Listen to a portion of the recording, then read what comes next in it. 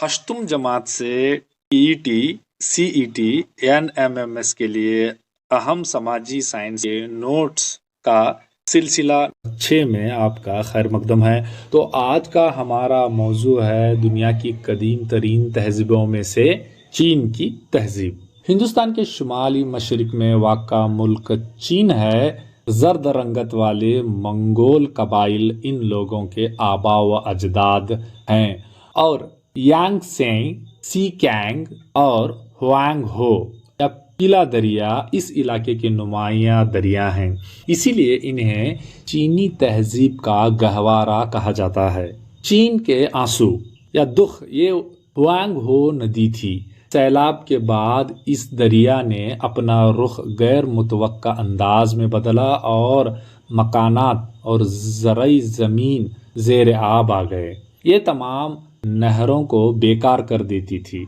यही वजह थी कि इस इलाके के लोग इसको गम या अफसोस की अलामत कर देते थे। मुख्तलिफ किस्म के तबई खुसूसियात का मुल्क है। मगरिब में हिमालय, मशरिक में बहरुल काहिल और शुमाल में सहरा के दरमियान वाक़ा है। इसमें नबातात और की वसीउल अक़साम और तनव्वु पाया जा गया है। चीन एक मंगोलाइड नस्ल से आबाद है। 15 से ज़्यादा शाही सलातीन और ख़ानदान ने 2100 कबल अज़ आम अहद से 1911 कबल अज़ आम अहद तक चीन पर हुकूमत की।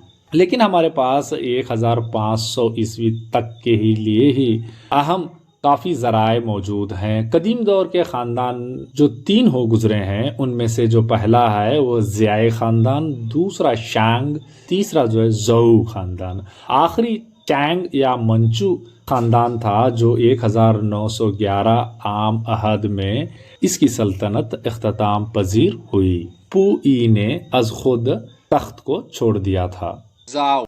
1045 कबल अज़ आम अहद से 256 कबल अज़ आम अहद तक सबसे तवील अरसे तक हुकूमत करने वाला ख़ानदान था। 3 और 4 कबल अज़ आम अहद में जागीरदारों के उरूज और बादशाह की कमज़ोरी जो मुसलसल जंगों में मसरूफ़ रहे।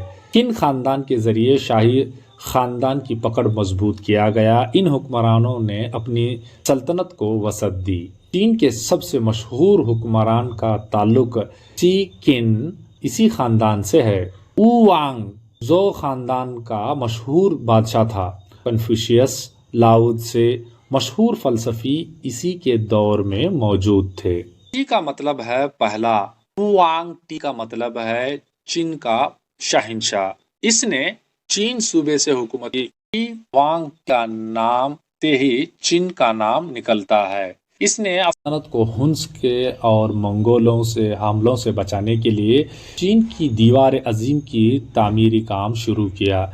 इसने पहली बार पूरे मुल्क को एक ही हुक्मरानी में लाया। इस तरह इसने चीन का पहला शहंशाह कहलाया। इसने मुल्क को 36 सूबों में तकसीम किया और इसने सल्तनत के दूर और दराज हिस्सों को मिलाने के लिए 1500 मील दीवार और सड़कें और नहरों की तामीर की। चुनांचा इसने एक सख्त कवानीन और सख्त सजाएं मुतारिफ करवाईं। यह शहंशाह नहीं चाहता था और पुराने के खिलाफ था। इसने किताबों को जलाकर इल्म रोल करने की कोशिश की। इसने साइंसदानों की सरपरस्ती की। एक मुर्रिखीन के खिलाफ था। बहुत से स्कॉलर्स ने इसकी मुखालिफत की। इसने दीवार अजीम इन्हें जिंदा दफन कर दिया। ऊती हान खानदान का मशहूर बादशाह था। इसने अपने दौरे सल्तनत में गैर मुल्की तिजारत को अहमियत हासिल हुई। जहाँ रेशम की बहुत ज्यादा मांग थी। नतीजे में रोम के दरमियान तिजारती शहरा रेशम के नाम से हान खानदान के दौरे हुकूमत में फन अदब जबरदस्त सरपरस्ती हासिल हुई रही। इसीलिए इस दौर को चीनी तारीख में सुनहरा दौर गोल्डन एज कहा जाता है। अपनी सल्तनत को 13 सूबों में इसने तकसीम किया। इसके दौरे हुकूमत में कई हजार अदबी, शायरी, फ़लसफ़ा, इल्म रियाजी और इल्म तिब की किताबें तालीफ हुई। कदीम दुनिया में चीन चाय और रेशम तारफ करवाया, जैसे बांस से बना कागज, माँ का खेज मवाद, पेंटिंग के ब्रश, चीनी मिट्टी के बर्तन और मरीन्स कैंपस کمپاس کا سہارا چینی جاتا ہے، وہ تصویری رسم الخط لکھنے کے لیے استعمال کرتے تھے۔ بانس کی پرچیوں سے نیچے تک کودی تھے۔ اباقسا چکنی مٹی کے برتن، راکٹ، چمچ، چھتری، سیسموگراف کے موجد بھی تھے۔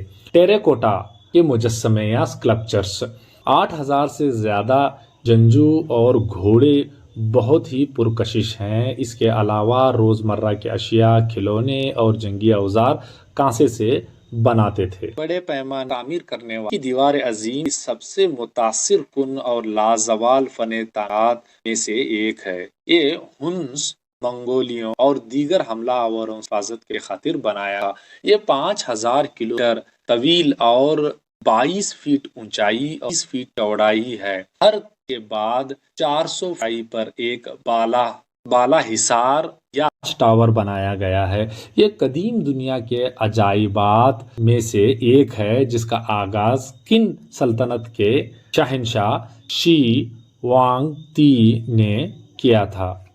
اور بنائے گئے تھے۔ انہوں نے بدھ مندر بنائے تھے جنہیں پگوڑا کہتے ہیں۔ ہم ہیں جائنٹ وائلڈ گوز پگوڑا، جیڈ پگوڑا اور فلاسک پگوڑا۔ بیجنگ کے باہر سلیپنگ بدھا کا مندر قابل ذکر ہے۔